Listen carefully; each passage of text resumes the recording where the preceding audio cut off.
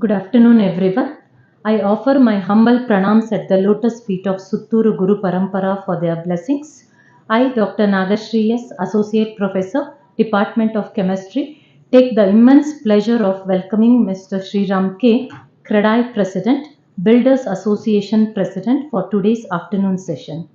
Sir is an engineer with a specialization in structural rehabilitation and has been in the construction industry for the past 39 years. After executing several construction projects across the country, the family owned business got into a real estate development. As a consultant in repair and rehabilitation of structures, he has undertaken several projects across the country and has received special acclaim for path-breaking work in radiation containment at medical facilities. He is the managing partner of Tapovan Projects, that is into apartments, villas, senior care and hospitality.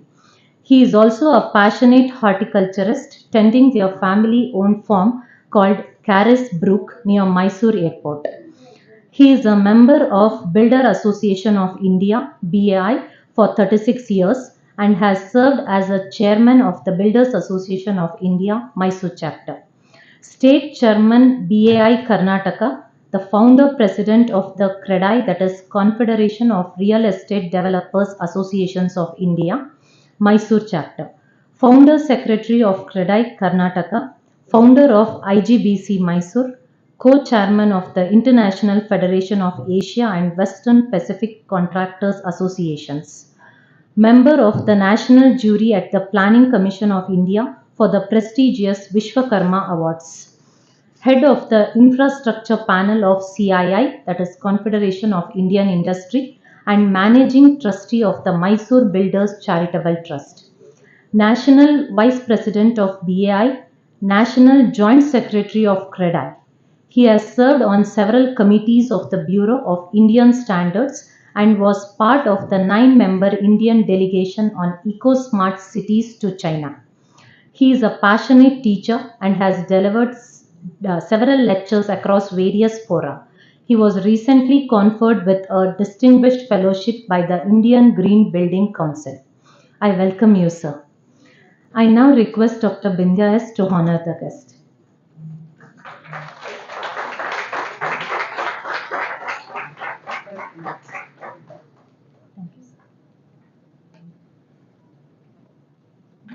So you like to be here or there?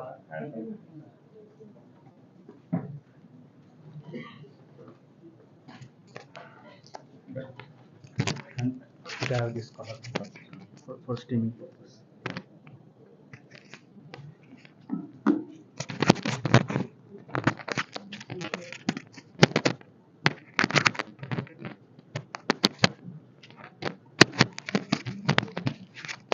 don't mind, just open the bottle and leave it. Yeah, sure. This is okay. Yeah.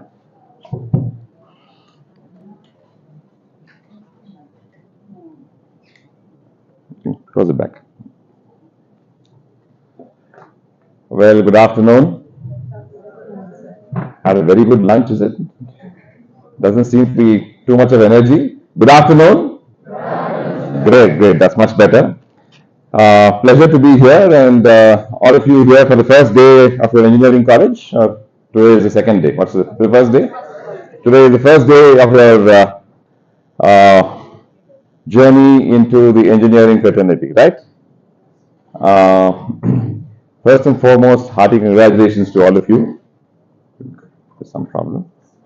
Shall I speak from there? Yes. There's some problem with this? I think the battery is gone. Whatever we do, always technology has a last laugh. So it's first and foremost hearty congratulations to all of you for having secured an admission into an engineering degree, and just not an engineering degree, because you have secured admission into one of the best institutions of engineering, maybe in this entire country, definitely in the state. I proudly say this because I'm an alma mater of this institution. I've also studied here and passed out from this institution, but long, long ago, eons ago, in 1987. So, but whatever it is, it's always like coming back home. Whenever I come back to this college, it is like coming back home. It's changed heavily from where we were between in the 80s to where it is now.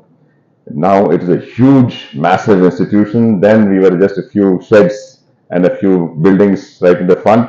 And all this was areas where we used to come when we used to bunk classes. There was nothing here in those days. So this is where we used to come when we used to bunk classes. But it's always great to come back to the place which really gave us the education and set us up on our journey into life. Well, my dear friends, I had thought of this Freshers' Day talk for civil engineers, which I usually do. But today, when I came here, I came to know that it is across all branches of engineering. And it's a very pleasant surprise for me, but it's great because I have the opportunity to talk to the various branches of engineering which are here today. The aspects are all of you know Kannada, ಅಲ್ಲ ಎಲ್ಲರೂ Kannada ಬರುತ್ತಲ್ವಾ?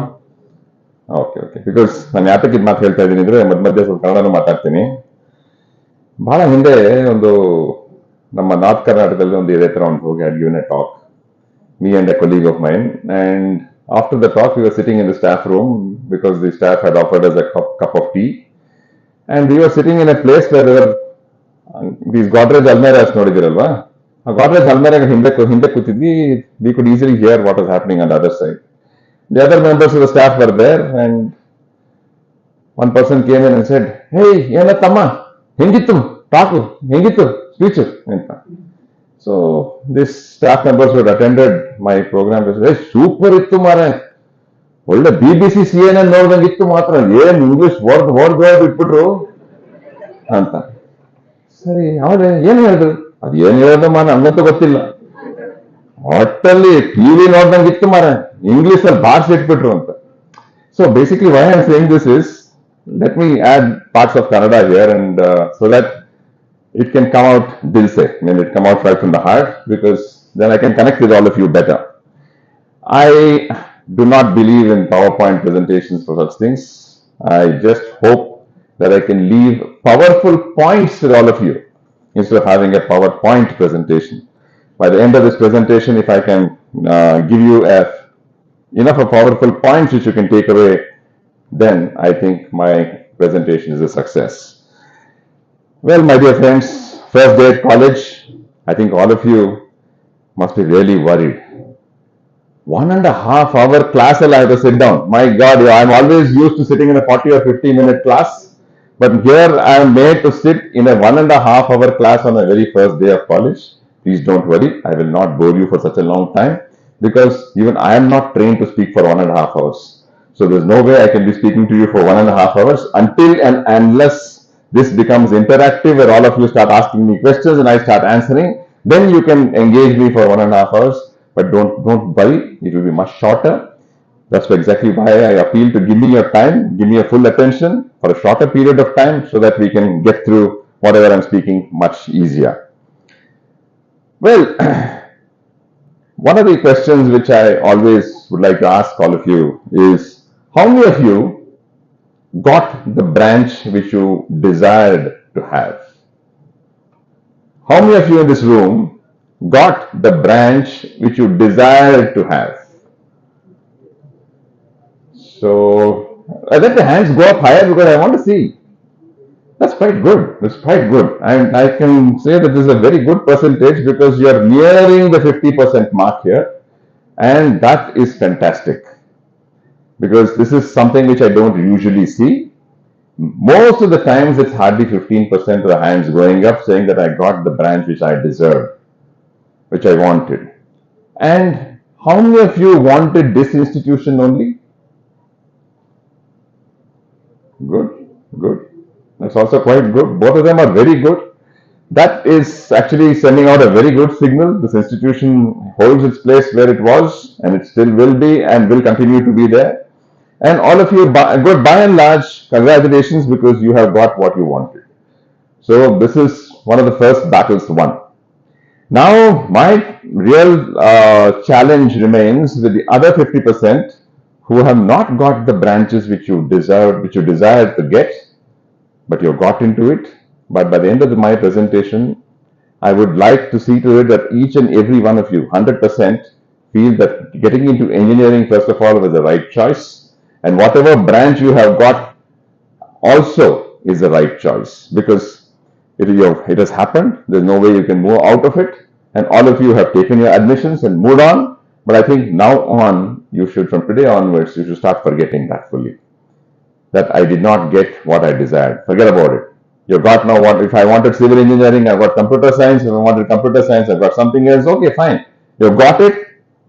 But from now on, my dear friends, eat, sleep, and drink whatever you have taken up. That is very, very, very critical.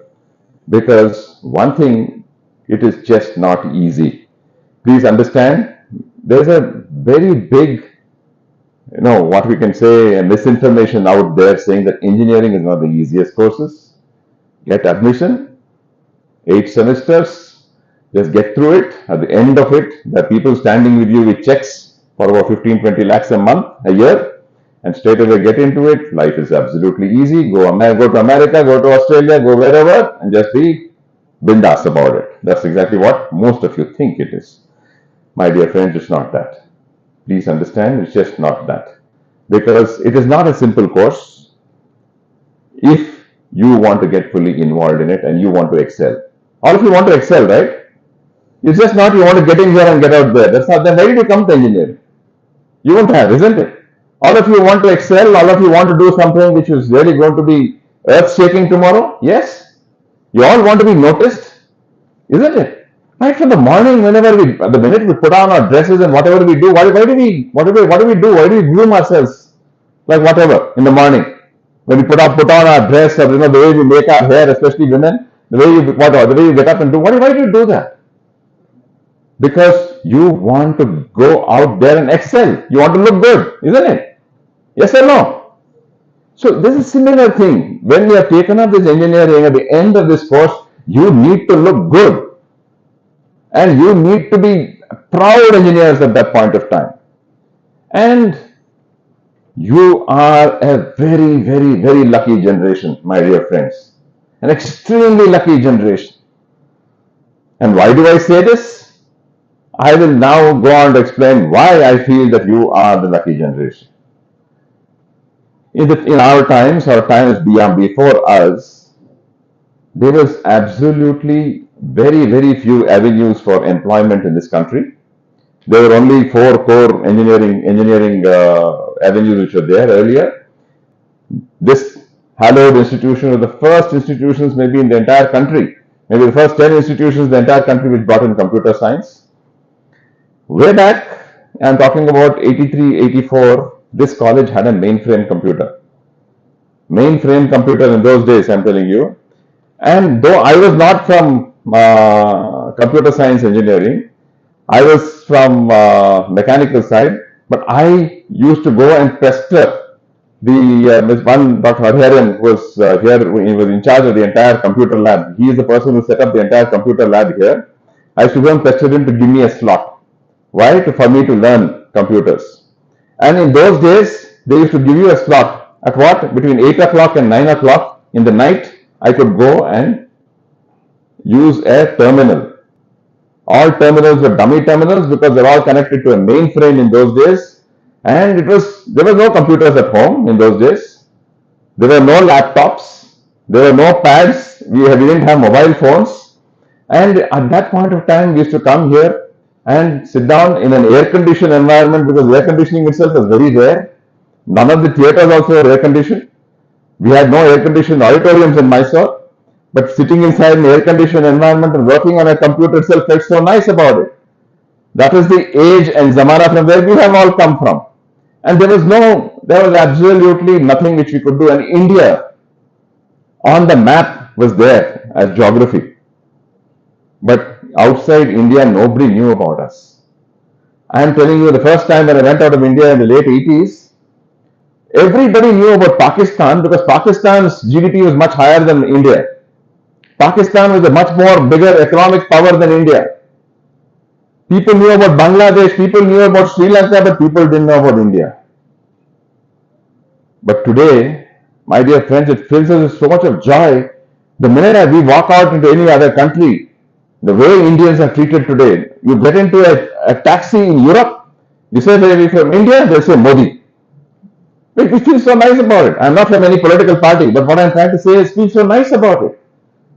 Today, India has really arrived at the international stage. And today, India is a place where it is driving the world economy. Forget about the Indian economy. The world economy's growth engine today is where? It's in India. And what is happening in our country today?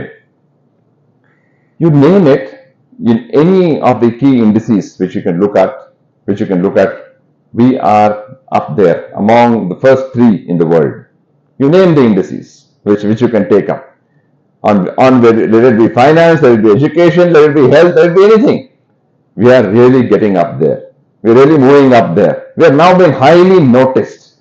And why are we being highly noticed? It is because of our growth. It's because of where we stand today as an economic power. Because, and very, very, very critically, is India has shown that we are a very responsible power.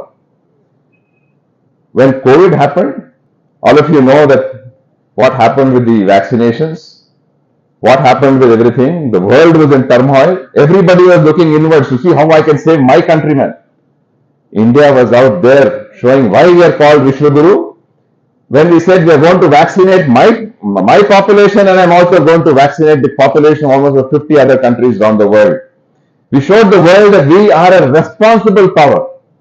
We are not here to just take everything. We strongly and proudly believe in that word Vasudhaiva Kutumbakam, where we say everybody's progress is ours. We're all one. This is where we started off from. And because of that, and because of what economically we are doing today, my dear friends, we have now exploded. I'm telling you this because being part of many of the panels in the country and really looking at all this and the way the government works today, it is something unbelievable.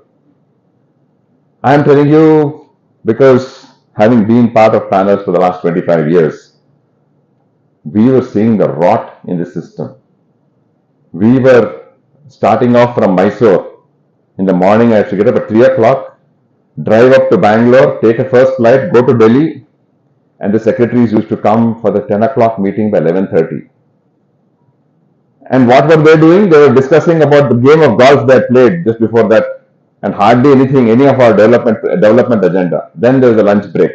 After the lunch break, a few questions here and there, and then you get back to Mysore. Nothing happening in any of these meetings, and government was working just like government, like any government works. Nobody, yaru ಹೇಳೋನಿಲ್ಲ ಕೇಳೋನಿಲ್ಲ. That's exactly how it was. ನೀವೆಲ್ಲ ಕೇಳಿದಿರಲ್ಲ, ನಾಳೆ ಒಂದು ರಸ್ತೆ ಆಗುತ್ತೆ, ನಮ್ಮ ದೇಶ 10 ವರ್ಷ ಆಗುತ್ತೆ.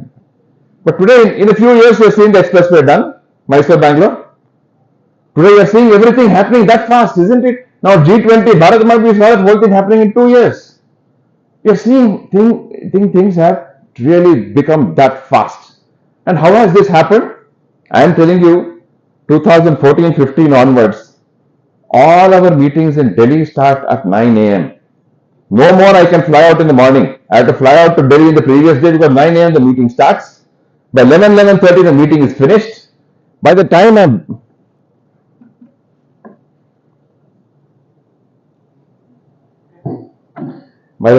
I have reached the airport, I have got the minutes of that meeting in my inbox. No corporate works like that, my dear friends. But today the government works like that. And there are aspects which each and every one of you should know and be proud about, is that almost every project of national importance is personally reviewed by the Prime Minister. There is a very, very famous, many people are afraid about that meeting called Pragati. It is a Prime Minister's review meeting which happens on a monthly basis. This meeting, is it clear? Okay, fine. So this meeting which happens actually goes state by state. So what happens, say for example, Karnataka, whatever the national relevant projects are there in Karnataka, the chief minister of the state, the chief secretary of the state, the relevant ministers of the state, everybody are present in that meeting. Issues are taken up like a corporate and resolved then and there.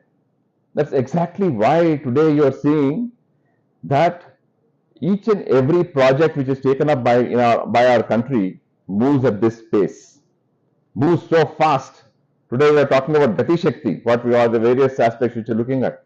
And each and every one of these things, I am telling you, we have never ever experienced this. I have been working for 40 years, working with the government for the last 25 years, but I am telling you, every year incrementally, things are moving at a pace where we in the private sector are finding, my God, it's going too fast. It's like sitting in a car which is driving at 200 kilometers per hour, and you know how nervous you can be. That's exactly how we're all feeling today. But that is the pace which is required to drive our country, because we are a very, very populous country. We've got a huge population to look after. And for this to happen, we require that sort of growth. And that is very clear in the vision of this government, that they want to go at that pace. Now, what is that doing to all this? What is that doing to all this? There was a time when, I'm talking about just about maybe about 5-6 years ago, when the private sector was giving 3 out of 1 investment. Government is giving 1. Today, the government is giving 3, the private sector is giving 1. But what this has done is, the entire infrastructure works which have been happening in our country, at what pace and what aspects, this has set out a full, unleashed something which we can call as development, and the plethora of companies which have come up across various aspects, and this can come up anywhere. I can tell you, I'm part of a panel where we are working on 6G. All right. What are we working on? We are working on the civil engineering infrastructure for 6G. And the government has already spent 2,000 crores on the entire platform. Why? Because the Prime Minister says 6G is going to be launched in India. Not anywhere in the world. It's not going to be happening in China, not happening in the US, but going to be happening in India. So this is where the sort of thought process happening. So what has this done? A huge demand for communication engineers, huge demand for various types of engineers who are actually, because what's happened is, each and every one of these things is happening. Now, for example, 6G, government is the initiator, government has put in the first money. So what happens? The minute you are the initiator, you put it in, because you act as a huge catalyst. What happens? Hundreds of new companies, new startups, they mushroom. Today, every year we are turning out almost, last year we turned out almost 100 unicorns. What is a unicorn? $1 billion company. India is turning them out. And which is the team which is putting these unicorns in place? All of you 4 years down the line.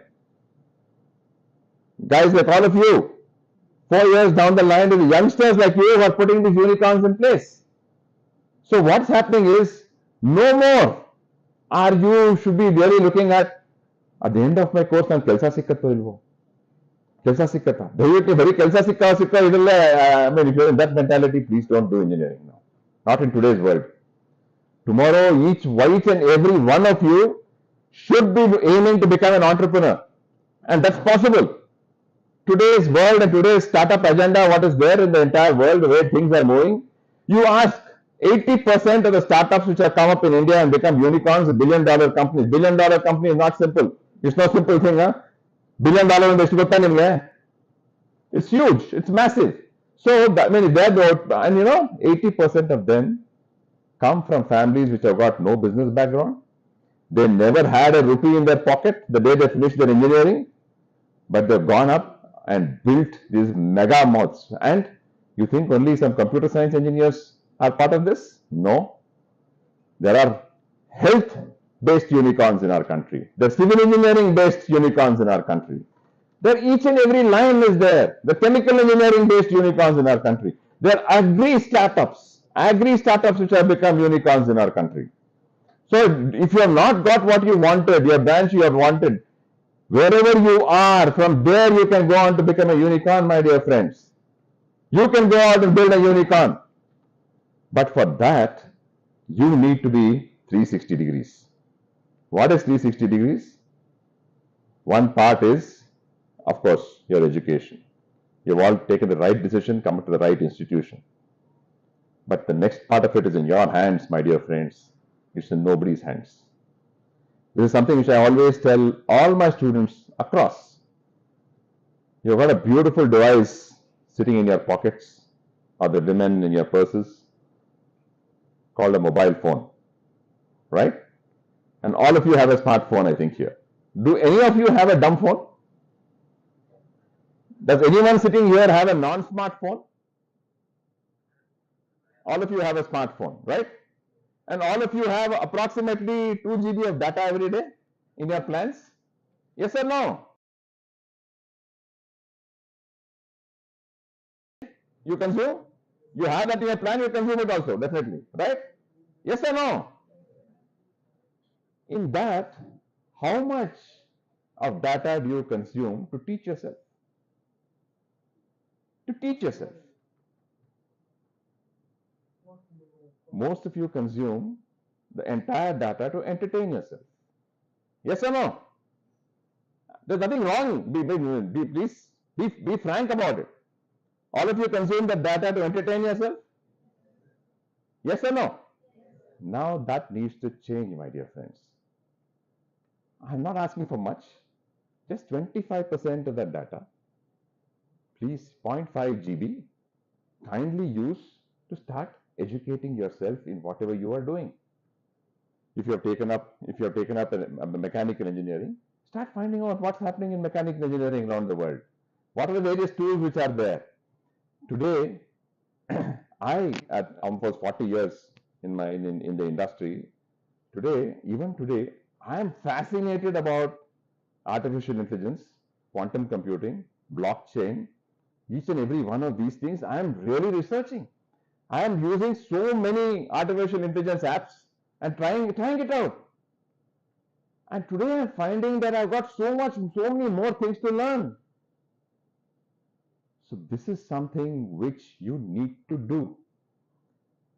Getting into an engineering degree, getting into the right institution, all right, congratulations, job well done, but there's a huge job still in your hands, which no institution, no teacher, no parent, no relative can do to you. Only you can help yourself. Please start using the phone to start educating yourself. Now, for example, if I were you, at the end of this presentation, I will go out and see if I am a mechanical, how many mechanical engineering unicorns are there in the world? How many mechanical engineering based unicorns are there in the world? What is mechanical engineering? What is this thing in it? How many industries are there? What's happening where? Because one thing you all have to understand, each and every branch of engineering is intertwined to each other. Yes or no? Everything is required. Now for the same thing which I spoke to you about mobile phone, all the branches of engineering are required. I will tell you why. The factory has to be built where it's done. Who does it? Civil engineer. There are a lot of machines which have to go into the factory. Who does it? Mechanical engineer. Electrical lines have to be laid. Who does it? Electrical engineer.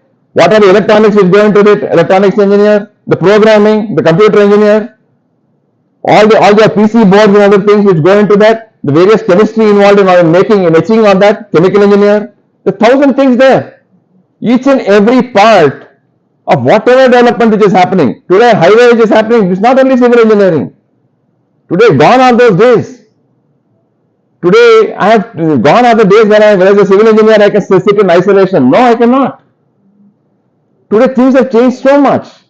Now, for example, my entire survey system, which I used to do earlier, where I used to go on the road, take a measurement, do a soil test, all that is gone. We are using LiDARs, we are using radars, we are using each and every part of technology which is out there, we are using. And no more is that each and every branch of engineering can be an island and one silo. I don't know, the country is doing well, but my civil engineering will not do well. That cannot happen. because you are the most critical aspect in this entire thing. Please understand this. Because whatever development which needs to happen in this country or the world, because today we are the world drivers. We are not only, today we are talking about Vishwaguru. Forget about India's development only. Today we are talking about world development. And where is it going to come from? The primary drivers of all this are going to be engineers. And all of you will be driving this new big growth story which is out there. So please, please, please use those mobile phones to start learning about what you have taken up and get to that, because I'm telling you this, within a few months that's going to become a habit. And if I am asking you for 0.5 GB, it will become 2 GB you'll be using for because I find learning is entertaining as well. I don't distinguish between the two. Learning is also entertainment, right? You can entertain yourself by learning, by doing whatever it is. Don't make it feel that I'm learning something. No. This is something, a knowledge gain for me. This is building my personality, and this is where I am. And this is what's going to take me ahead in life. This is going to be my growth engine. I am going to get into it. Because one thing you have to understand, forget about everything else in engineering. The most powerful thing which is taught in engineering is the power of analysis. As you move on, you'll come to know. Because an engineer is trained to be highly analytical. Irrespective of the branch, an engineer is trained to be highly analytical. You start looking at a problem, you immediately break it down. A, B, C, D, E, F, what are the parameters? What are there? What are, like, it's like an equation.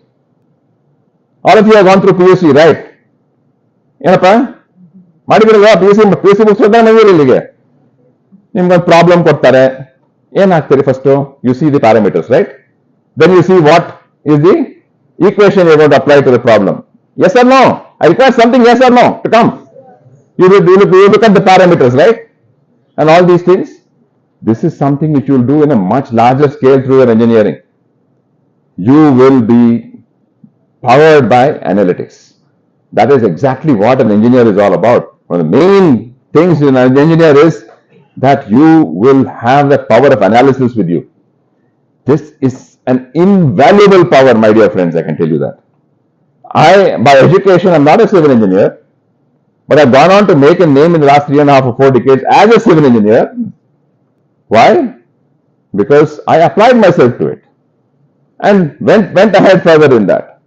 So the thing is, I always give it back to my institution. There's this institution, my teachers here, who taught us what?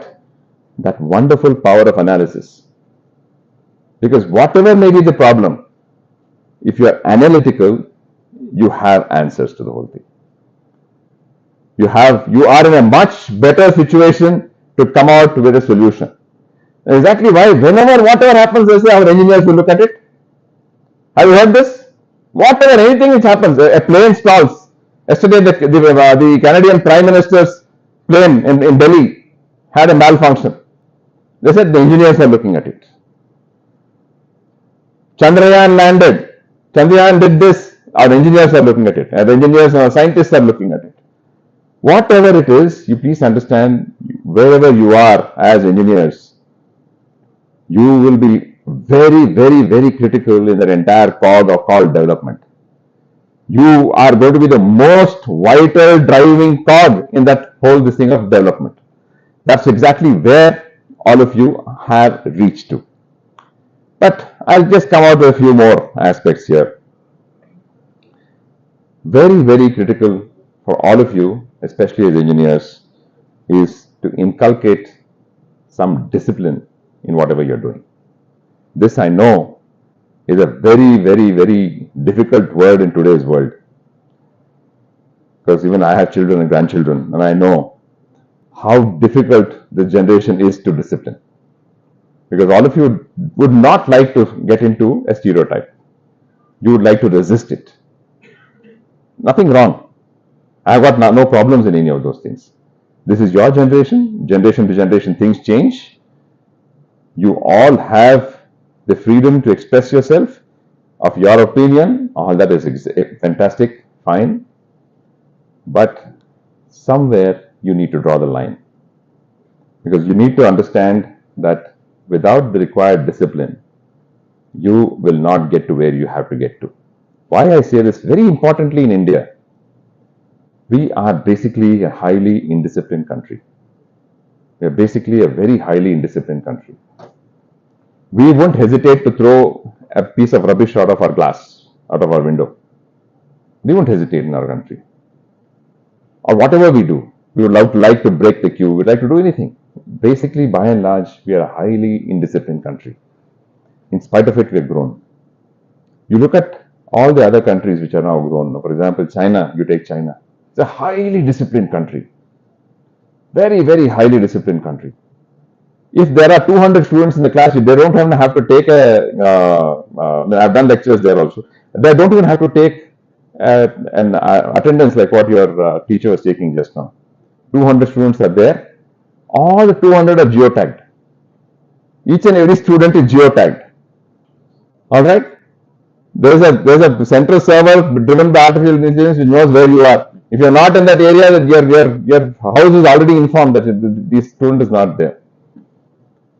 But they're all there, but there is absolute a regimental discipline in their system, which is again not good, because they don't know how to think laterally, because they never had the freedom. They don't know how to do what is lateral thinking is zero for them. The domain that is so heavily regimented that it's gone to a different level. You even go to countries which have got extreme freedom. For example, you go to the US, or go to countries like Germany, etc., where they're given students absolute freedom. You just walk in and walk out. No, there's nothing like a structured class like this in good parts of the world today. You can just walk in and walk off, and the professor will not even object. You can just walk into the class and walk out of the class. You can wear whatever you want. You can wear a fully toned pant and wear nothing on top also and go there if you want to. People allow it today. They've gone to that levels of freedom. But with all these aspects also, one wonderful thing in all those countries also is the basic discipline. They don't get let go.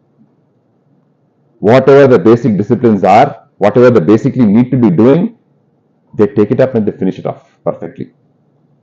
Basically, there is an element of discipline which is there in their system and they work on it. But unfortunately, in our system, we don't have that. So you all need to put in that extra effort, my dear friends, on getting more disciplined. Please, discipline means not getting up at 5 o'clock in the morning, that's not discipline. I'm not talking about that at all. If you have taken up a task, seeing to it it's finished properly on time, whatever the task may be. Maybe a domestic task, maybe a task at the college, maybe in your education, maybe anything, or a task with a friend. Please see to it that whatever you set out to do, you do it in an organized, proper manner and finish it off. Very, very importantly. This is one of the very, very important aspects which you need to work on, because this is going to be something which is going to hold you in good stead the minute you come out of this institution. I'm telling you, there's so many students of mine whom I've met over the years who always tell us, sir, only after we went out in life we came to know about it.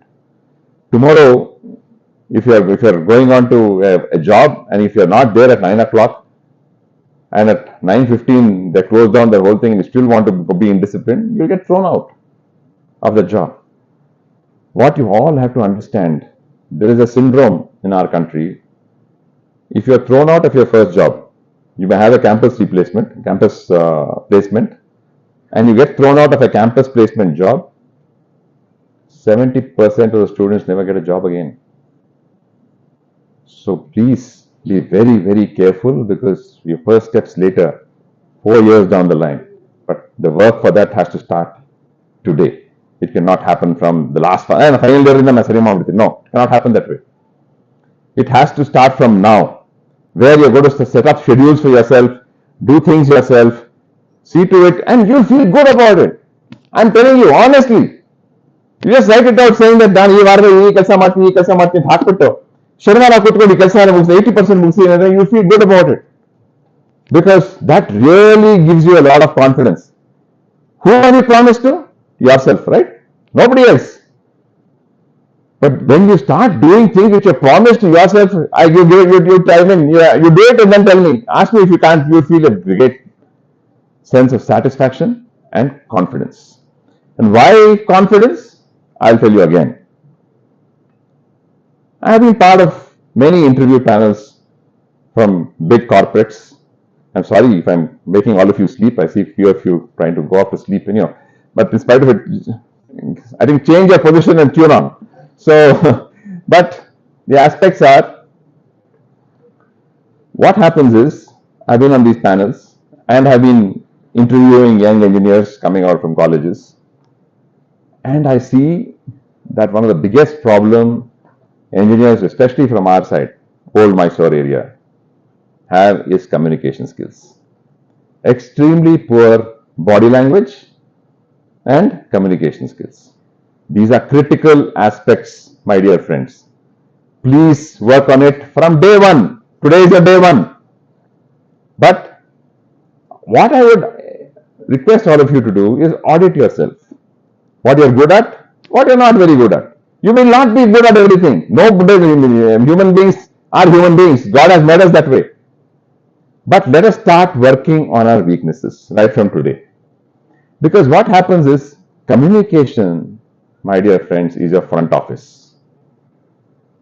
You may know 100 things, but if you don't know how to communicate, the other guy across you, sitting across the table, will not know that you know. So the communication skills are extremely important, and for communication to happen, you need to be a confident person first. You need to be a confident person first. And the next thing which I see, especially in our areas, is all of you feel that only if you communicate in English am I a good communicator. Please get that out of your system first. Please understand, if you tell the person who is interviewing, you say, sir, I am very comfortable in Kannada, I am comfortable in Hindi, he'll take it from you, no problem at all. But if he says, you know English, oh sir, fantastic. He asks you in English, then don't have a problem with it. Today I'm telling you, companies out there want good talent, they're least bothered about your language. But tell them that. I am very good in Kannada, I have come from Kannada medium. I have seen students who come and tell me, sir, I am Kannada medium odirado. And of course I have done my education, but I have got a distinction in engineering, but I am Kannada medium, I am most comfortable in Kannada. English bharutte, but I am most comfortable in. We do this interview in Kannada only. And what do we do during this training? We say pick up English language. That's the easiest thing to do. If he is very good technically, I want that for me. But all these things you have to remove today. If you're not very good at it, please communicate. For heaven's sake, communicate in the language of your choice. You know only Tulu, start talking in Tulu. Whether the other guy understands or not, forget about it. First start talking. First start talking. Because that is something which impedes people very badly. I have seen this. That people, because of a language inhibition, don't want to get out of their shell. That really, I'm telling you, will be doing a lot of harm to all of you. For a minute, just audit yourself once. Yes, I'm good in Kannada. English is a problem. Please start sharing it with your friends. ನನಗೆ English ನಂಗೆ ತಾಪತ್ರ ಇದೆ ಸ್ವಲ್ಪ, so English ಮಾತಾಡೋಕೆ ಶುರು ಮಾಡೋಣ. Let us do this. Within the class, let us do this. I am telling you, in 1980s, 85, 84, we were in college, here in this same college, a few of us, we are all come from the English medium, and we have come from English first language. You believe it or not, our professors in those days used to say, ನೀವು ಕ್ಲಾಸಲ್ಲಿ debate competition ಮಾಡ್ಕೊಳ್ಳಿ, ನೀವು ಕ್ಲಾಸಲ್ಲಿ ಇದು ಮಾಡ್ಕೊಳ್ಳಿ, ಅವರಿಂದ ಕಲೀರಿ, English ಕಲೀರಿ. ನಮಗೆ ಏನ್ ಬರ್ತಾ ಇರಲಿಲ್ಲ, ಇನ್ನೊಬ್ರು ಕಲ್ಸ್ಕೊಡ್ತಾ ಇದ್ರು. So what happens here is, you will have to start working on all these aspects right now, because at the end of 4 years you need to be a total package, a total 360-degree package who is well aware of everything. Exactly why I say something is very important to be a good communicator, to communicate, to talk, is you need to have information with you. Yes or no? Information ಬೇಕಲ್ಲ. ನಾನು ಈಗ ಕೂತ್ಕೊಂಡು ಮಾತಾಡ್ತಾ ಇದ್ದೀನಿ ನಿಮ್ ಜೊತೆ. G20 ಆಗ್ತಾ ಇದೆ, ಇದು ಅದು ಆಗ್ತಾ ಇದೆ. G20ನ ಎಲ್ಲ ಆಗ್ತಾ ಇದೆ? ಹೌದಾ, ಯಾವ ದೇಶದಲ್ಲಿ ಅಂತ ಕೇಳಿದ್ರೆ conversation go ahead? No, it won't go ahead, right? Forget the language. So, in anything, you need to have information with you. The minute you have information with you, you start communicating. There is a conversation which can happen, yes? Whatever it may be Shah Rukh Khan's Jawan or whatever it may be, have that information because you start talking. Most of people, because they don't have information, there's some discussion happening, they stay out because they don't know. That's exactly why you have to have access to information.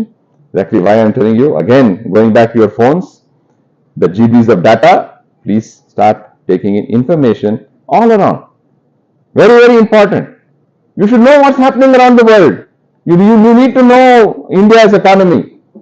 You need to be knowing geopolitics today. It's very important. What is geopolitics? What's happening around the world? And where does India stand? And because where India stands, what happens to the overall job prospects? What is happening to my growth prospects? You should know all these things. Because what happens is, tomorrow you go to interviews and these things, there's a thing called group discussion. GD. Must have heard about it? My God, people from our area fail miserably in GDs. Because they don't talk in GD. Because they don't have the information, they're afraid about their language, they don't talk. They sit down. There are people telling you people from North Karnataka who don't know the language, don't know anything, but have the information in their language, what bug is actor. They get jobs, people from our area, because they don't talk, they're dumbos. They lose out. So it's just not about getting technical prowess, just not about what is there in your syllabus, it's beyond. You need to be 360 degrees, my dear friends. And that is something which you can definitely do. It's nothing which is impossible. Whatever I have said is something which any human being can do. But you need to be honest with yourself. Please be honest with yourself and please do that. Please have honesty. When you're actually assessing yourself, the whole thing changes. See, some of the biggest opportunities which all of you will have in the coming years, one by time, especially when you come out, is anything to do with climate change. Because you've all been in Mysore. More or less from Mysore, ellaru illi? By and large Mysore, or from outside also? By and large Karnataka, na? How many from Mysore here? Okay, most of you are from Mysore. Okay, good part of peninsular India. This year the rains have failed. Yes? Imagine now we're having a sunny day in September. It's quite warm, air conditioning is failing, not enough. So why is this happening? Today, for the coming year, we're all going to have a huge problem with water. In our own areas, we're going to have a huge problem with water. Climate change is, now all of you, again, if you're following the news, know about what's happening in China. Large scale devastation by floods. Morocco, some other country which is happening, large scale devastation by earthquakes. Various parts, and a recent this thing which says that the glacial ice on either the north or the south pole is at record low levels. We have had the hottest August, hottest July in the history of the world already. We are heading into a major climate crisis. And climate change and anything to do with climate change is big business, big bucks tomorrow.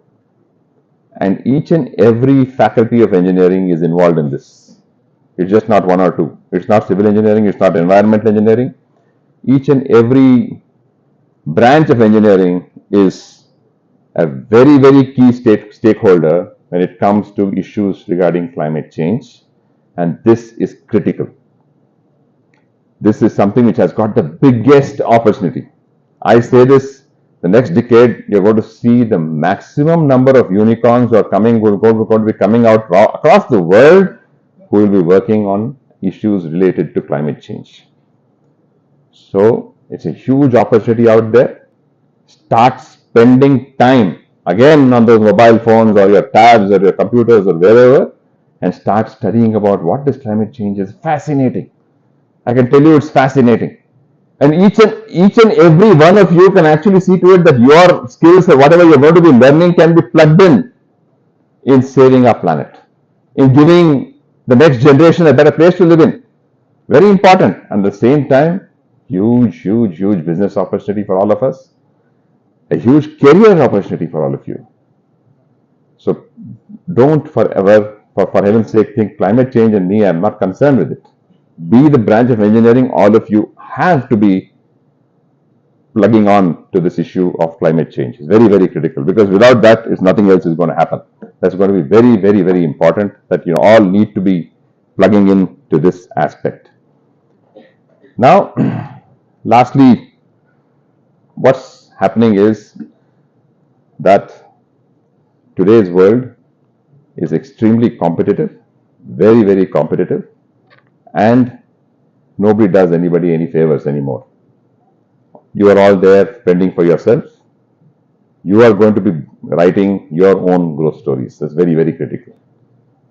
Because what happens is, till a point of time, now for example in school I can say my teachers were not very good. I was not in a very good school. That's exactly why I got less marks in 10th grade. PUC you may say something else. Now on you may even get less marks or whatever. Please understand, you will be the only person responsible for what you are. Nobody else. It's not your institution, not your parents, nobody else. The effort, 200 to 300% has to be yours. You are going to be the guy holding the last buck. That's very important. Nobody else is there behind you. So this is something which all of you need to understand. It's grave. You need to understand this, that you need to be working it out, you need to be sweating it out, you need to be seeing to it that all of you excel and come out into the next level. There are enough amount of things which are available on the net. All of you should get on to the artificial intelligence bandwagon. Please learn about quantum computing, what the whole thing is all about. This, my dear friends, I have actually retired from my whatever I've been doing now. I have retired, but at my retirement, I retired after 40 years of service. I have now retired, but after retirement, each and every one of these things excite me. I feel I should have been 40 years younger, because that is sort of excitement which is there out there in those fields. Because no, there are few panels which I'm involved in. One of the most important ones is the national education policy and what we are trying to do across the country on skilling. I chair the National Green Skills Council, and we know what exactly we are trying to do. And what we are trying to do today is something unbelievable. Like if you had asked me 5 years ago it's possible, I would have said impossible. Because I'll just give you a very short this thing on what the whole thing is. Because basically, we have a school system. All of you have gone through it. Nursery till 10th standard. Yes? I want some reaction here. Most of you are sleeping. I want some reaction. Yes or no? At least that sounds too much to ask. Yes or no? All right. Yes. Please understand that there's a very disturbing statistic by and large in our country. Only 50% of the people pass their 10th standard exams, by and large across the country. The next disturbing statistic is only 50% of the people who pass their 10th standards go on for further education. They abandon education who have passed 10th standard, 50% at that point. That is very disturbing.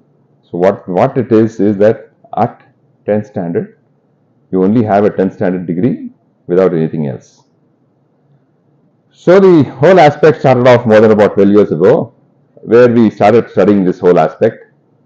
1,000 hours make an academic year in our country. 1,000 hours of teaching in school of learning in school make one academic year, because you got 365 days and take out the holidays and these things, and approximately 5 hours a day. You got 1,000 hours of school. 1,000 hours of is an academic year. So what we are now working on, and this is going to be, thanks to technology, going to be a reality, is from the 6th standard onwards, any of the students can start opting for a vocational training program. And about 40 different, right now about 18 vocations, it will go on to about 40 different vocations. It may be mobile phone repair, it may be carpentry, it may be rebar, it may be various things which really has got a huge potential. He can start opting for about 3, 4, 500 hours of vocational training and 500 hours of academic training. Do it for 6th, 7th, 8th. Then parents feel 9th and 10th he should be doing 1,000 hours of academics. He does 1,000 hours of academics. But what happens is there's an external agency which starts giving you credits. You start carrying like the Western system credits. At the end of 6th standard, at least he's a grade 10 carpenter or a grade 6 grade 5 carpenter, 7 carpenter, because he has got those skill sets in place. So what happens is at the end of 10th standard, he doesn't want to continue further in whatever in academics. He can do a diploma in say carpentry.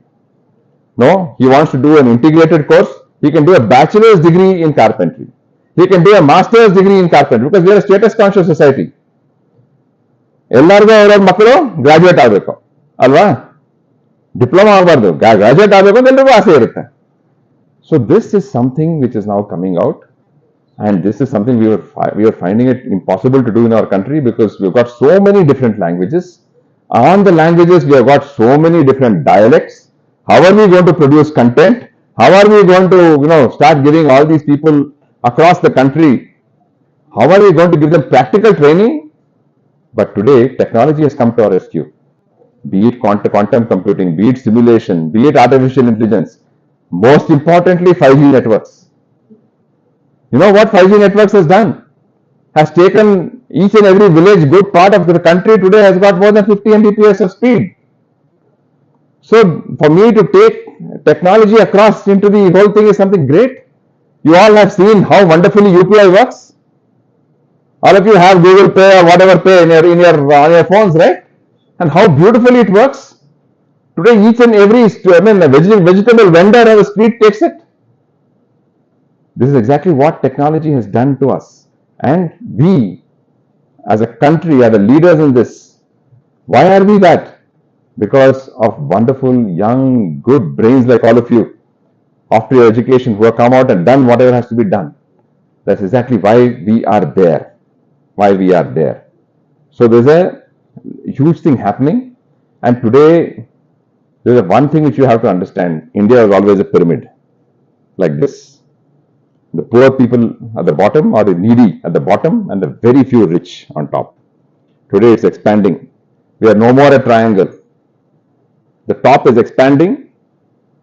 Morgan Stanley, the famous, when the great American, this thing says that almost 2 crore Indians are going to become rich in the next 2 years. So what is happening is the top of the pyramid is growing at an amazing pace.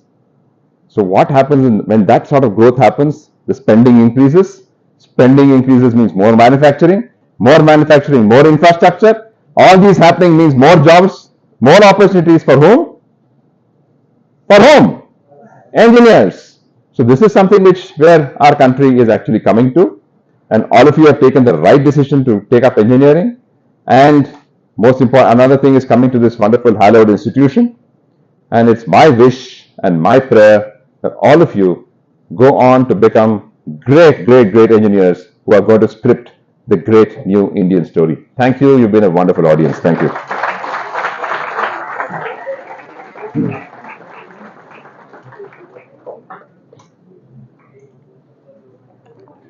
Want to take questions? No. No problem. I've got no issues. I'll just inquire. Hello, good evening all. If you have any questions, you can just ask Professor Sriram. I'm not professor.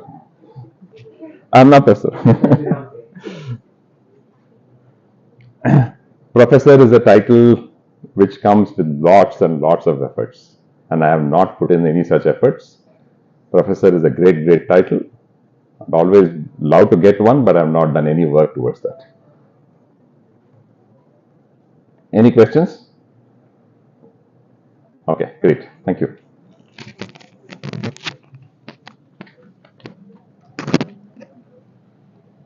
Uh, Good evening, everyone. My name is Monish Marke, Assistant Professor, Department of Civil Engineering, HSE. Today, I would like to take this opportunity to give my vote of thanks to today's event. Firstly, I would like to thank Mr. Sriram K for giving his brief insights on importance of current affairs for our audience. Thank you, sir. I cordially thank you.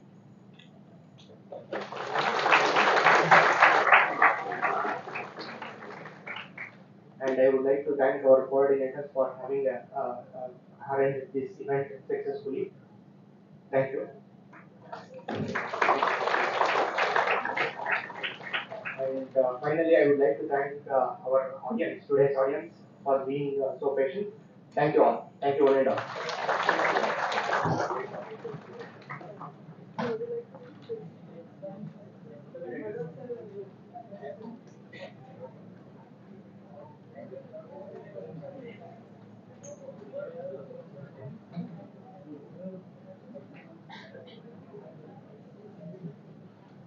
So hope everybody has learned group, right? WhatsApp group. So when you will not meet the same for tomorrow's session, so we will be in the different groups, okay? We'll be sharing the venue in the group. So that tomorrow morning everybody by 9:50 you should be there. 9:45 you will be there, okay? Given venue wherever you have to allocate. Okay, we'll be sharing the venue. Okay? And hope everybody has seen the message. Everybody has to substantially submit the report. Whatever sessions that will be there on the particular day. Okay? A brief report, like whatever you understood or like whatever things you have noted down, just make a brief report and send it to the group where you have been joined. Okay? The same WhatsApp group you're going to get the report. We're mentioning the name, rank, whatever you have. Yeah, some people, okay, you are not answering your attendance. Those who came late, I want to note down the names. Please wait.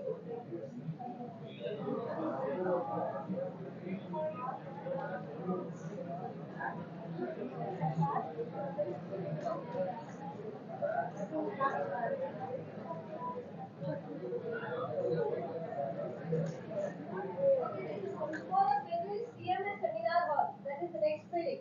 Okay, next to this block. Sorry, this side CMS Seminar Hall. Okay, it's like first floor. First floor. It is Center for Management Studies. Yeah. If you inquire for Center for Management Studies, you will make it at it's a next grade. Immediately after next to real science. So you are not answering your attendance. Unless they give, those who gave the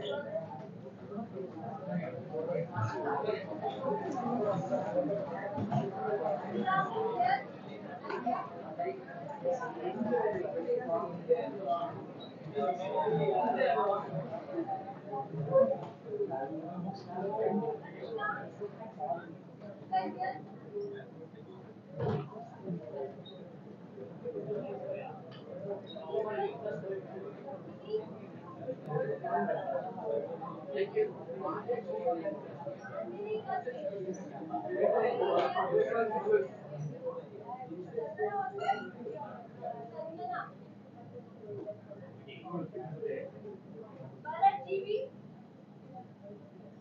Chaitanya M, Nitin Singh, you are there? Ratan P. Gowda, Pawan Arya, Pawan is here. Shaban, Shaban Sheikh, Listen, Dhanush, Yashwant, Yashwant Dar, Shreya, Shreya is here. Siri,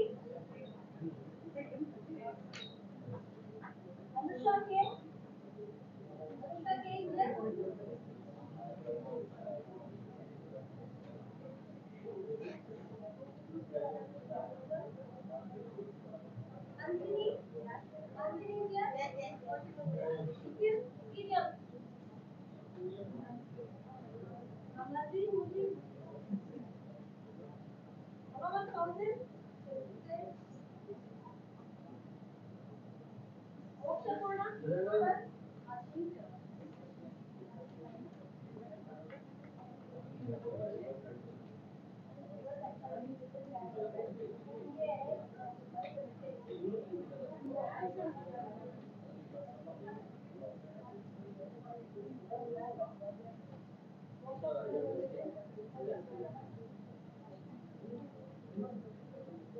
Nisrin, yes. Shreyas, EN. Tribhuvan. Next, Amulya Patel.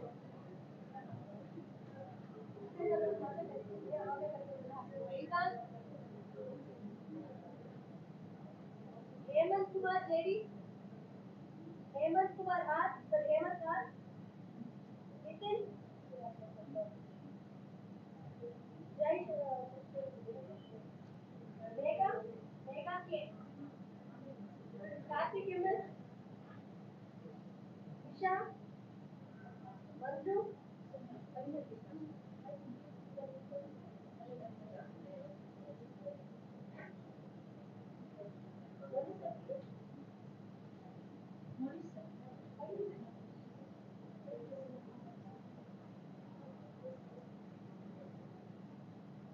Isha R. Student.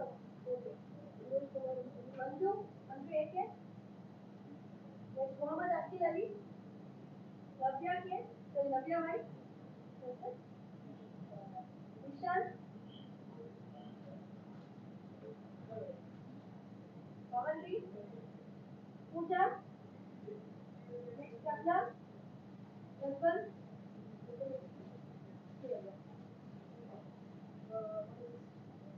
Sai Yusuf.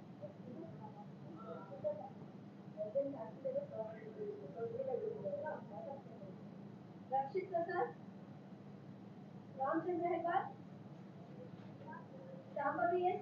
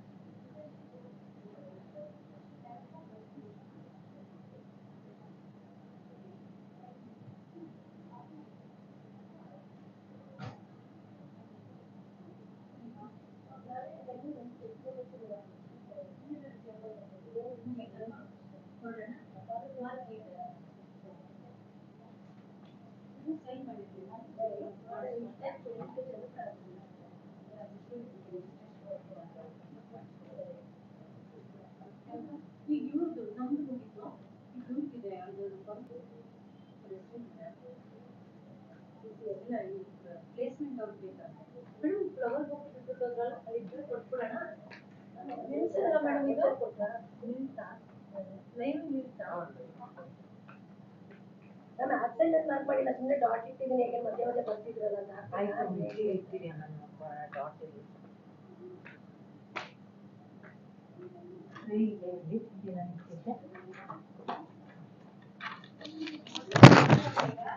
ಈ placement ಏನಿದೆಯಂತೆ madam? ಹಾಂ ಹೌದಾ, placement ಅವರೇನೋ ಬರ್ತಾರೆ ಅಂತಂದ್ರು ಈಗ.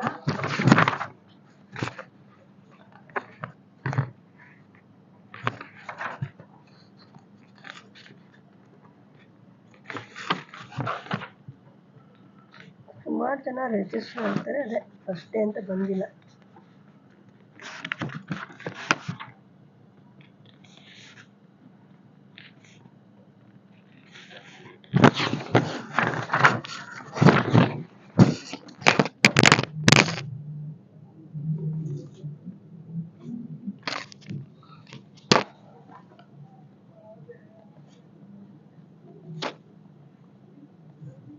ನ್ಯಾಕದೊಂದು ಕಳಿಸ್ಬೇಕಂತ ಏನಮ್ಮ?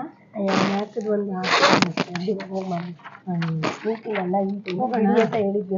ಗಾಡಿತಾ ಇದ್ದೀರಾ? ಹಾಂ ಮ್ಯಾಮ್. ನೀವು ಕಾರು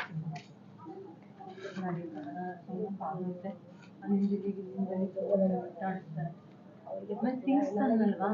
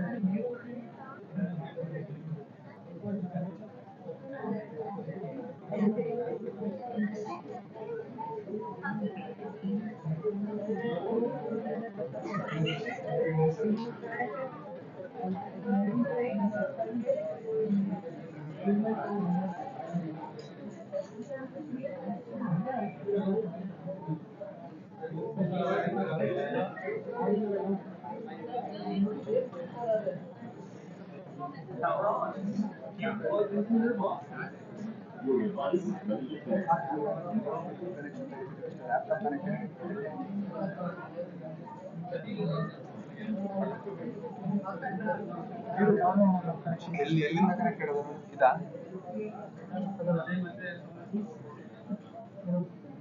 ಹಾಂ ಸರ್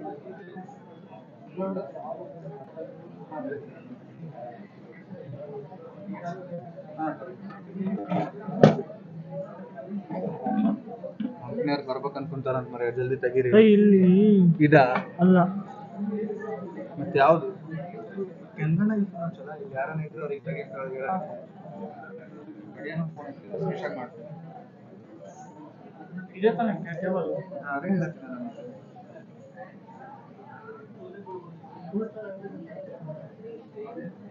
ಶೇರ್ ಮಾಡೋಣ ಅಲ್ಲೋ ಅಲ್ಲೇ ಕನ್ನಡ ಸ್ವಾಮಿ ನಂಬರ್ ಕಳಿಸಿ ಹಿಂಗಿರ್ಲಿಲ್ಲಲ್ಲ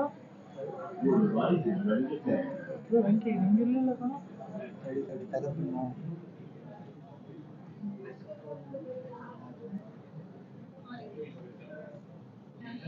ಆಯ್ತು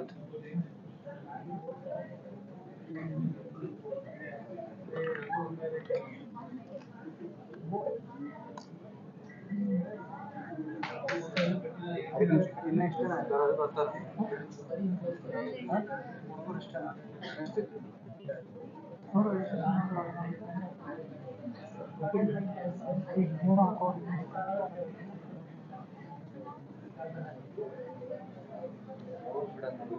ಸರಿ ಇದ್ರೆ ಸಾಕು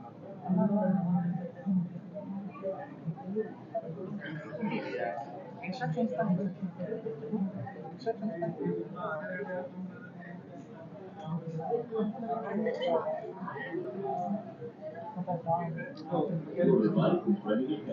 ಆನ್ ಮಾಡ್ಕೊಂಡು ಯಾಕೆ dull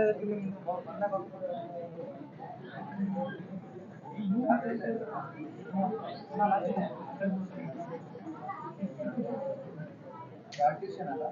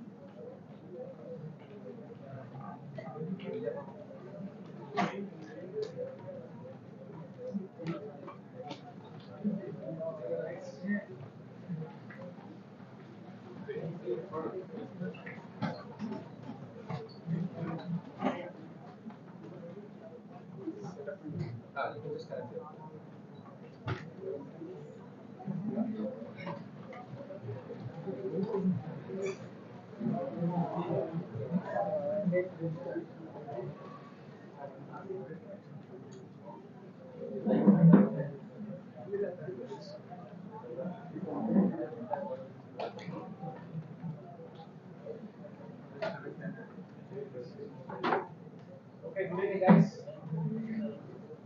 Where's the energy? Good evening. Good evening, sir. Please welcome the team of participants.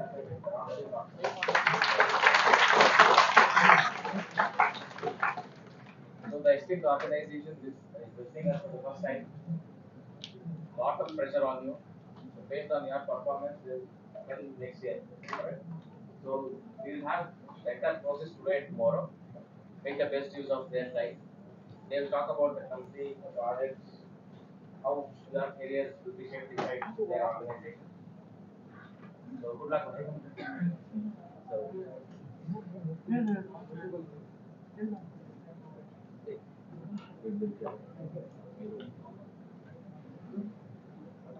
yeah, you can start.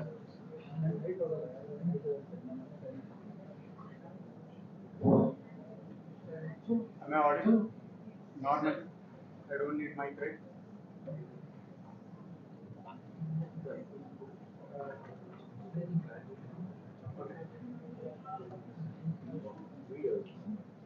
Am I audible to the last? I'll wait for 1 minute. Everyone else.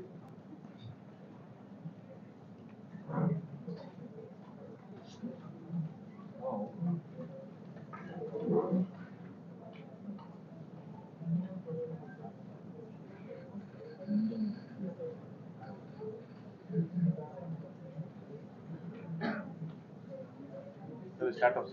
Which side? Okay. Good evening, everyone. I'm Kaustubh.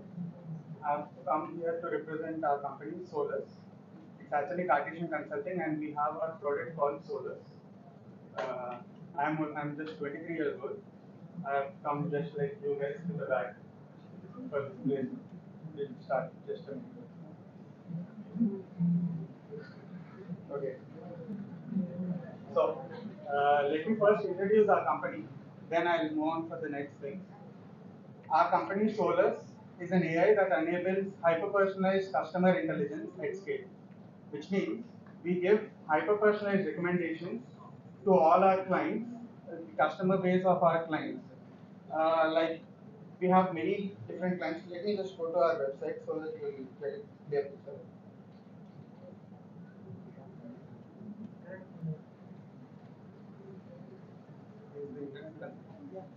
Thank you. Yeah. Okay. Right. Okay. So this is our website, Solus, where Solus is an AI that enables hyper-personalized customer intelligence at scale. Okay, I'll explain this in detail. You all get some messages in your WhatsApp, in your SMS, all such messages like you have purchased something in pantaloons, please buy now some new jeans. You have purchased a black shirt, we recommend some blue jeans which will match it. You'll get some messages from Swiggy in your own mother tongue saying that it's time to take tiffin, it's time to take dinner, something like that, which are personalized messages, which is based on your purchase history and your transaction history. That is, whatever you have done with that particular client, based on that data, they give the recommendations and they send you the messages which are more engaging. You tend to click on those, you tend to nudge more when you get such messages. That is hyper-personalized recommendations. Solus is one such AI which provides hyper-personalized recommendations in different domains. We have four actual important modules, which is recommender systems. That is, we use machine learning algorithms, different algorithms, and we recommend what products are suitable for you based on your transaction history. Like if you have purchased something, based on that, we will analyze the data and will let you know what is that you will buy next. Okay. And then we have something called as predictive scores. Like we predict when you are going to purchase the next, when you are going to shop in pantaloons for the next time. Like in the next 15 days, what is the probability that you'll transact for pantaloons? Something like that. Then we have smart campaigns, which is based on your data. Let's suppose if someone's there is a birthday of someone, and also you have done 1 year anniversary in that same client. Okay. Then you'll receive, then you'll nudge for the birthday message more rather than the message of your 1 year anniversary, because it's more appealing and it's more personalized. So this is smart campaigning. We'll analyze what is that we can recommend in that particular day, and we send out such campaigns based on our reports. And we also have something called as insights, which provides whatever campaigns we are sending out, what is actually happening, what is actually what is the actual growth of the company, what how are we actually nudging the customers, how are they actually buying something, what more we can do. All this we provide through our modules. These are the 4 different modules. Okay. And use cases are, like I've told you, you will receive messages on your apps. Whatever you have downloaded, you will get push notifications. You get landing pages wherein you click on a link. You receive something. You'll see the products which can only be recommended, which are only recommended for you guys. Okay. Then also you can also use this for call centers. So they'll call you based on your transaction data and based on your purchase history. Then again we have customer insight system. These are the use cases. I'll move on to the industries we have. We have ventured into a lot of industries. One is omni retail, which you would have the one which I'm talking about. All the pantaloons, all the dressing comes under omni retail. Then we have mutual funds, wherein based on your mutual funds which you have purchased, we recommend what other mutual funds you can invest in, something like that. Then we have also ventured into securities, where Solus enables re-engagement through personalized recommendations and customer lifecycle management. So we give security concerns as well. We have something called QSR, hospitality, D2C, all such industries. We have implemented our product, wherein we can, whatever might be the domain. The main objective is that we increase the revenue of our client through their customer base. Okay, and we measure the impact, like you can see we have 3 to 7% drive in the incremental sales. Then we have an yield and ROI. We have 20 to 30% conversion. That is, once we send out the message, people tend to buy people tend to associate with that particular client more. So that the percentage is 20 to 30% better than the normal messages. Then we have something called as KPIs. Okay, they help to repeat and something like if a customer is loyal, then we tend to reward them. All this can be done through our KPI system. These are the impacts we have through Solus. Okay. Let me just go back to my slides. Fine. Okay. This is generally what I want to talk about Solus. Now, I would like to talk more about what is this internship about and how we as a product, how as a company we perform. Okay. Uh, you can see the slides. The internship objective. Okay. Uh, I'll just start with the story. I passed out of BTech from IIIT Bhubaneswar in 2021. That's 2 years back. And I've been working with Cartesian since then. I've joined as an intern here, and today I'm working as one of the lead data engineer in the same company for one of the important modules of our product. Okay. 2 years back, I was in some same room like you guys, clueless of what to do, what actually happens in an internship. All of you would have learned something or the other, some new technology, something you would have learned, but you will never know how it is practically implemented in a real world. That's the bridge which internship tends to fill. Any internship, it is meant to bridge the gap between your academic knowledge which you have learned and to be utilized for practical real world scenarios. That's where internship helps. In an internship, you need to be doing anything and everything. Anything which comes to you should be done.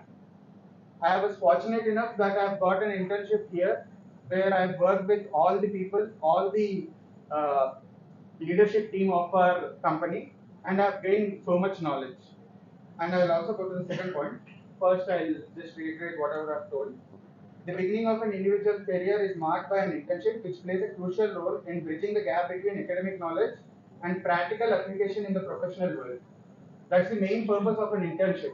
It's not that you prove your work, it is that you will get to know how to implement whatever you have learned until now in the practical real world.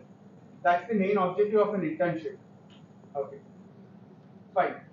Like I've told, everyone would have learned some or the other tech stacks in your through YouTube, through Udemy, Coursera, whatever it is. Everyone would have jumped into something. Someone's interest might be in machine learning, someone's interest might be in UI, web development, someone's interest might be in coding. Everyone would have done something or the other. But you guys know why you actually do it, uh, why is it actually important.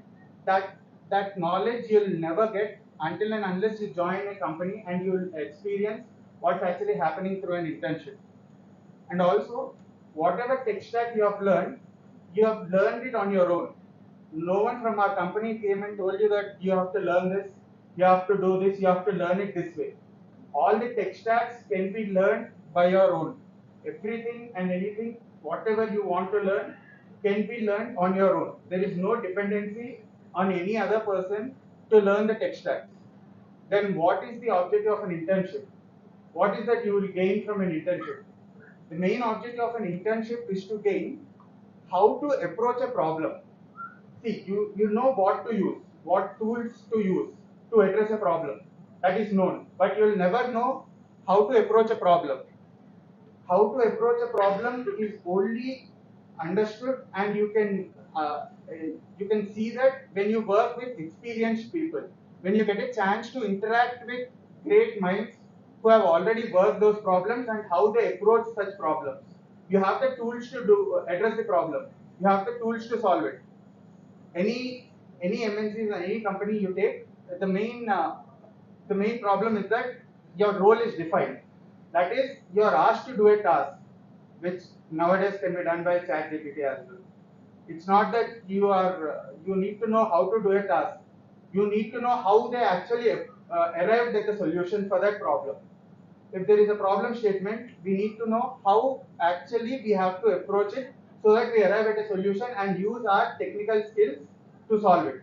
Technical skills are just like a language. It's like a language you talk. It's to communicate. The main purpose is what you communicate.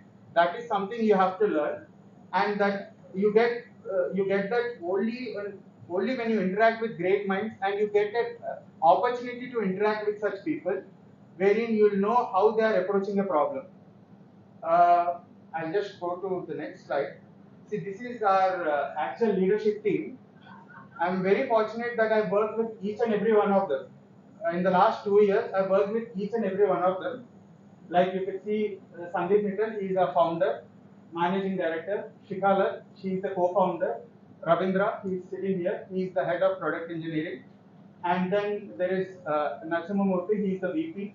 Ram Subramanian, he is the head of R&D. He is one of the top 10 data scientists in India, ranked in 2016. You can looking up.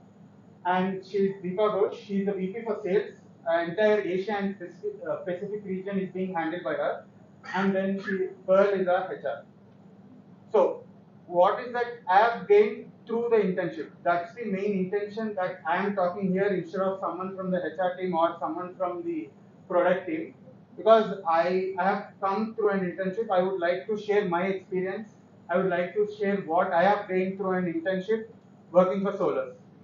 When I work with such people, I have learned how they actually approach a problem. I have got all the structure I need. 2 years back, I was clueless. I was doing some machine learning, I was doing some web development, I was doing some app development. I've learned everything in my college. I'm from IIIT Bhubaneswar, I've done everything there. But I've never knew how it is actually applied, how I actually need to solve a problem. If a task is given to me, if a problem is given to me, I'll just know that I have to solve it. That's it. I don't know how to approach it. That's what I've learned from these people. That's the main important thing which you should focus in an internship.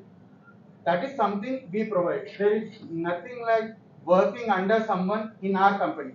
I've never seen that happen. It's always working with them. It's always we put our ideas in front of them. They'll let us know why it is wrong. If it's right, it is encouraged. There is no such thing as you'll do what you have been told to do. We have never followed that principle, and that's the culture we work with. That really helps because you will know how to approach a problem and you will know how to actually do something with it. See, doing the task I've told earlier, it's like whatever new tools we have, all the AI tools can do the task. It's not about doing the task. It's about how to first define the task, how to first solve a problem statement and segregate it, break it down into tasks and perform it. That's what you have to gain. That's what you have to learn to succeed in your professional career in this day and age. Okay, that's something we get only when you interact with such great minds. I've worked with Sandeep directly. Even the MD I've worked from for 1 2 months. We continuously keep working with him. I worked with Shikha for 3 months. I've been working with Ravindra for the last 10 months.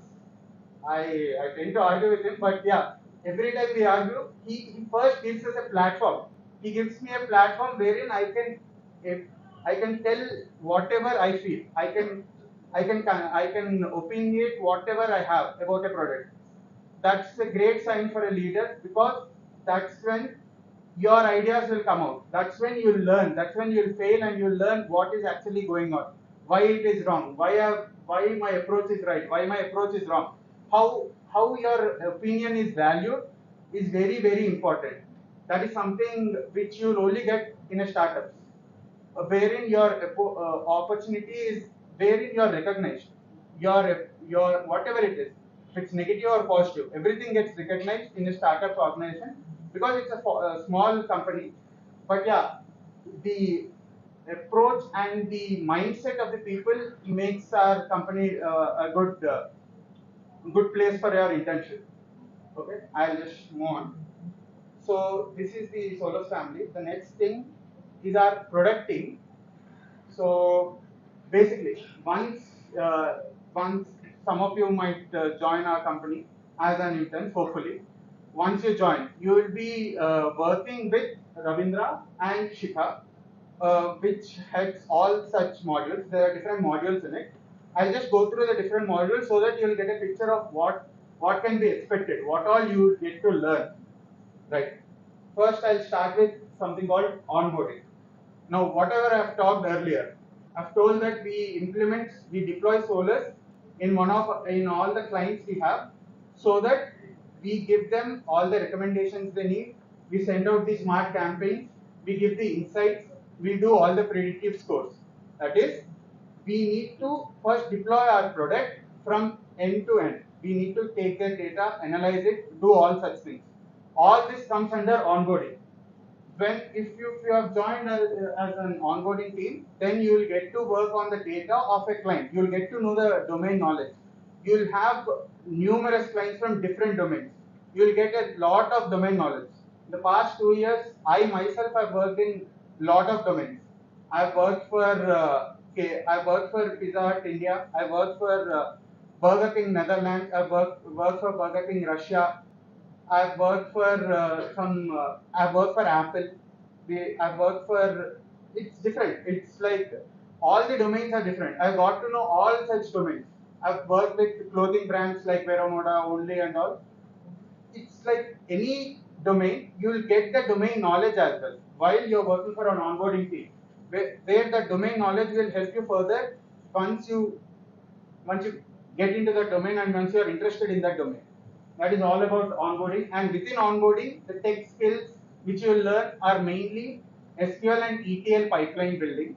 Okay, you have to deal with the data, you have to get it done, you have to use our product. That means you'll get to know all the modules we have and how everything is functioning through onboarding.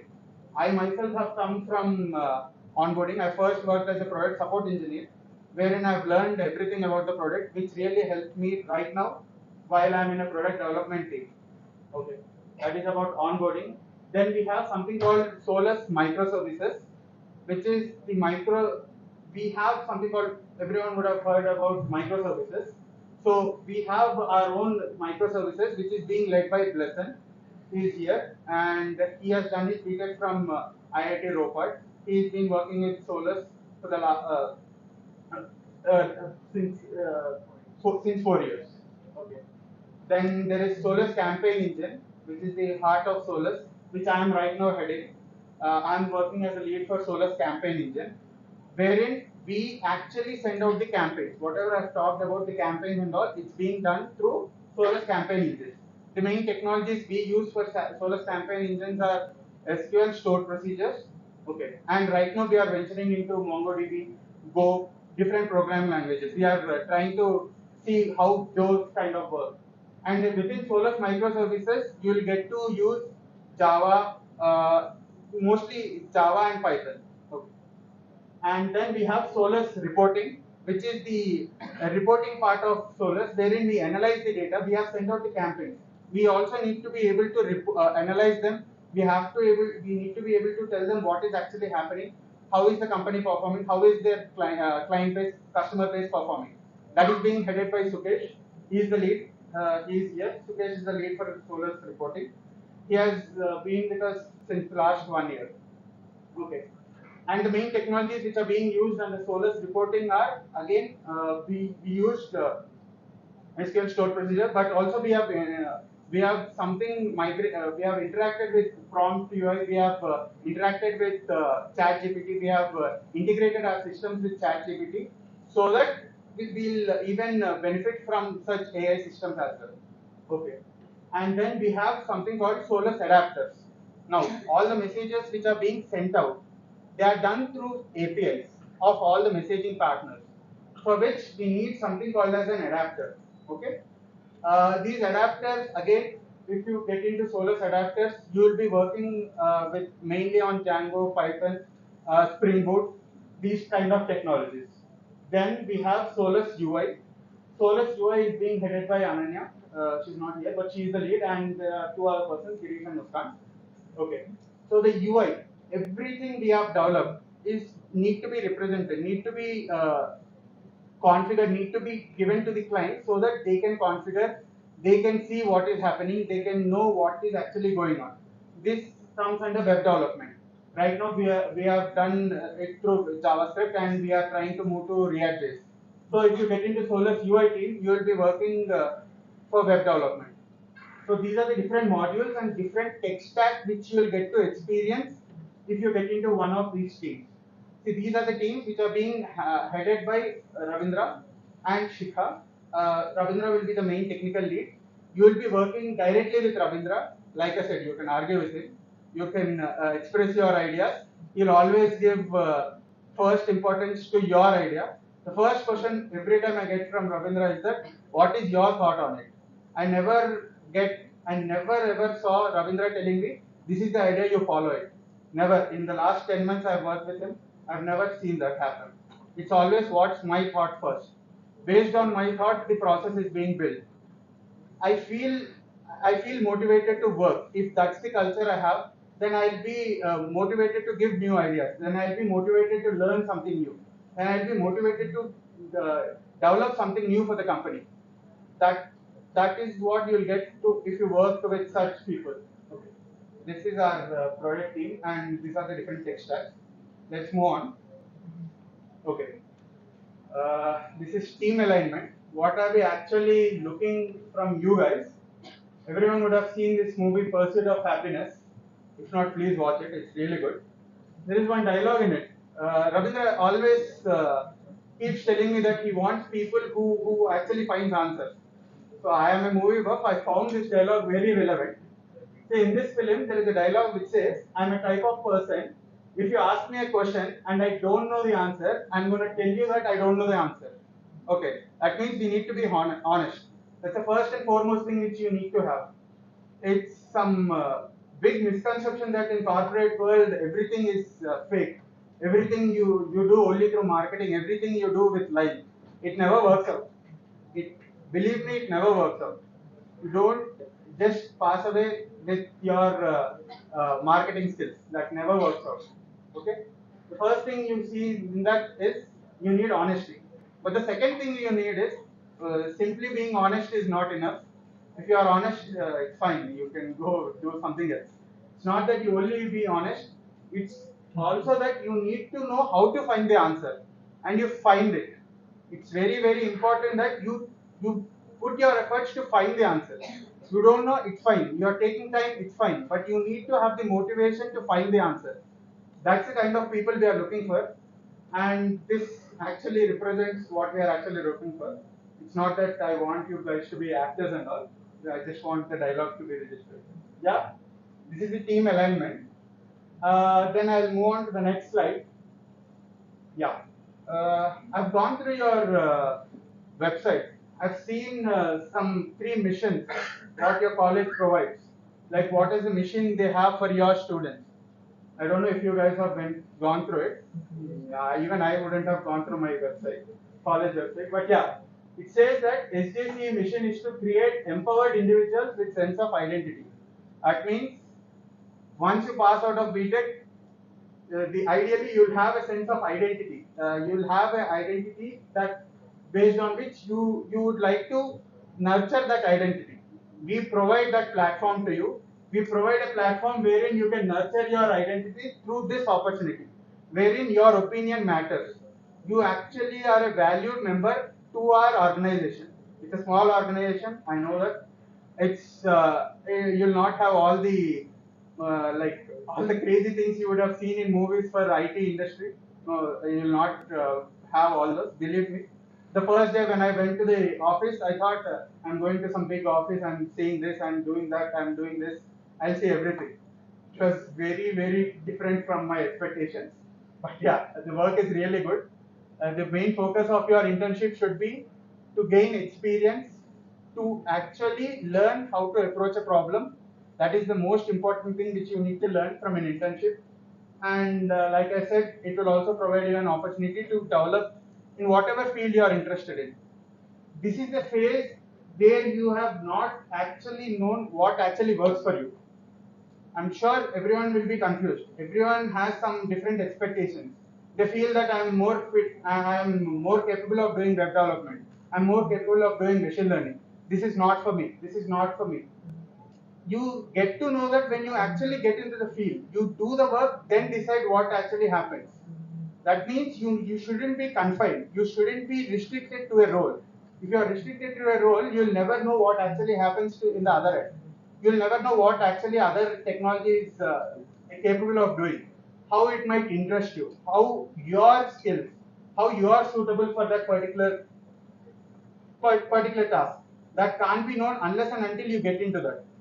Like I've told you, there are different modules in our company, and I've explained all the different tech stacks we are using. As you have seen, it is like wide range of technologies, wide range of modules, wide range of skills, and on top of all this, a very good leadership team. You work with them. You'll never work under them. You'll work with them, where your opinions matter. So I just conclude that this is the this is what your mission is, and we would provide the platform to nurture your identity through this opportunity. Thank you.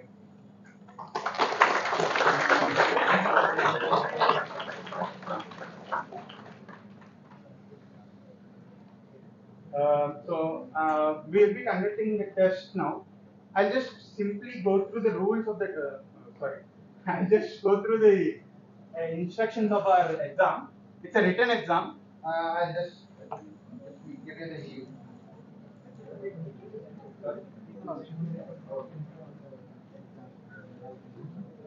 sure. I just wanted to explain one.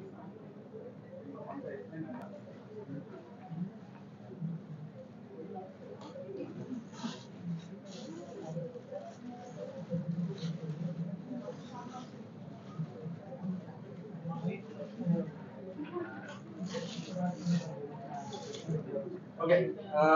So you'll get something like this. In this, you have the instructions in the front. Okay, it has all the instructions we have. The exam is going to be for 1 hour.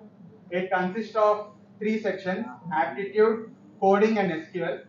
You need to attempt at least one question from each section. We don't want to restrict you. We don't want to define your role, like I have told. It's up to you guys.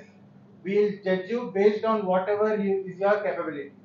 So we have given 3 sections. It comprises of 16 questions. So you can attempt. You have to attempt at least one question from each section, and then others are up to you.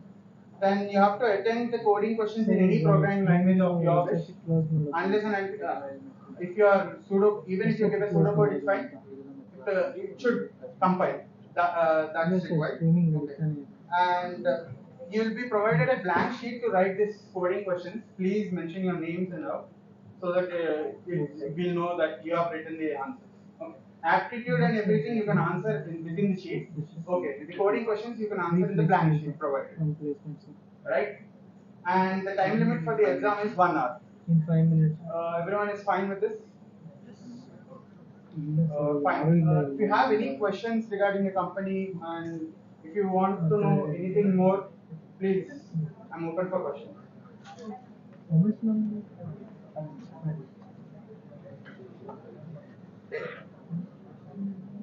Nothing? No question? Okay then, let's go. I'll also take my time. I'll also follow you guys. So, yeah, yeah. Is it done? Yeah.